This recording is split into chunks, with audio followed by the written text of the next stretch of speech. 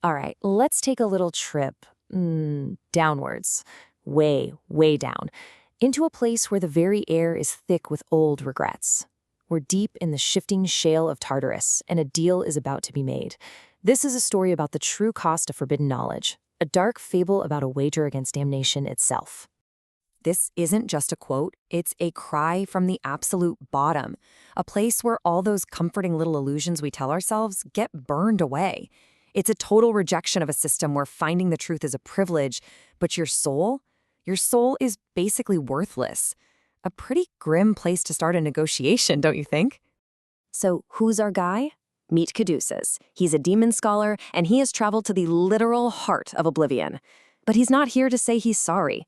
No, he's here to bargain with the original architects of damnation, the ancient Grigori, the fallen angels of this tale. And he thinks he's got an ace up his sleeve, an unbreakable will. And you've got to understand the staff he's carrying. It's not just for show.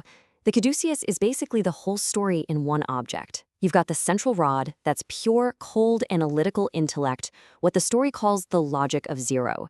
And then, wrapped around it, you have the snakes. That's the raw, chaotic, burning desire, the sorcery of the blood. It's intellect versus instinct, playing out right there in his hand. So you can see the battle lines drawn, right? Right there inside him.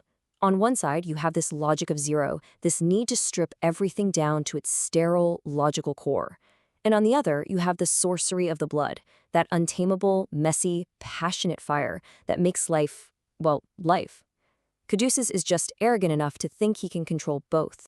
First up, he meets Semyaza. And this guy, he's the leader of the pack. But his story isn't what you think. His wisdom doesn't come from pride. It comes from a place of profound, almost painful yearning. Now pay very close attention to how Semyaza words this. He argues their fall wasn't some cosmic mistake or a rebellion gone wrong. It was a conscious choice. They looked down at mortal life, messy, finite, full of tragedy, and they wanted it. They chose to transform, trading eternal peace for what they call the spirit of gravity, something you can only find in flesh and blood. And the price for that choice? Man, it's a heavy one. They call it the internal hellmouth. And it's not a physical place, you know? It's a state of being. It's that constant gnawing void of unfulfilled longing that opens up inside you when you trade the infinite for the finite. It's a wound you give yourself, and it never, ever heals. That's the knowledge Semyaza is offering.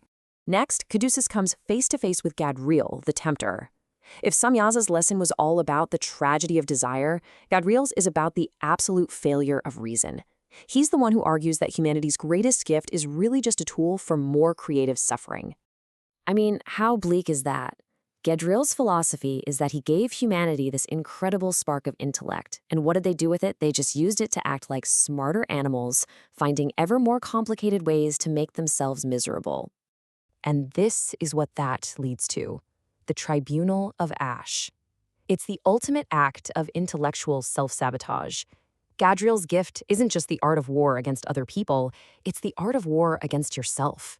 You use your own incredible mind to judge and execute your own happiness until there's literally nothing left but ash. Chilling, right? And finally, Caduceus meets Azazel, the master of surfaces. His game isn't desire or reason, it's all about appearance. He's the one who perfected the art of hiding a rotting soul behind a beautiful, polished mask. Azazel's gifts were a kind of two-pronged attack, and both were equally cruel.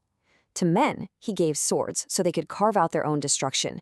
To women, he gave mirrors and the arts of vanity, teaching them how to build these stunningly beautiful prisons for themselves, the perfect distraction from the emptiness inside. So, that's the gilded prison. It's a trap, but it's one you build yourself.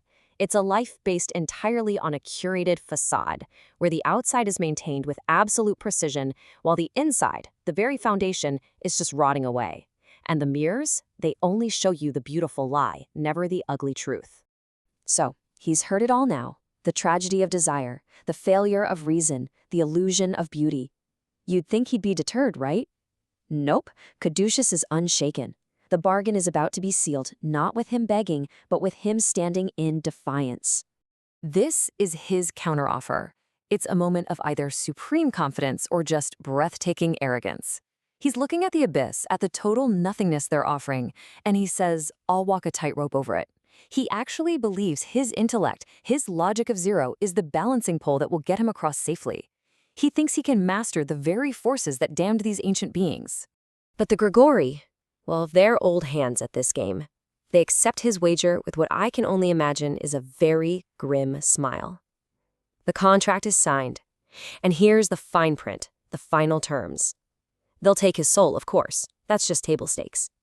But the real price, the true price, is everything he actually values. The intellect he trusts so much, the vanity he wears like armor, and the pride that brought him down here in the first place. They're planning on collecting every single piece. And so Caduceus descends, heading into our world armed with this forbidden, dangerous knowledge. But the real question hangs in the air, doesn't it? Is his cold logic, his absolute faith in his own mind, really going to be enough to navigate the hell of unfulfilling possession? Or is all this defiance just the final twitch before he becomes another curious failure preserved for all time in their collection? Just another specimen in a jar.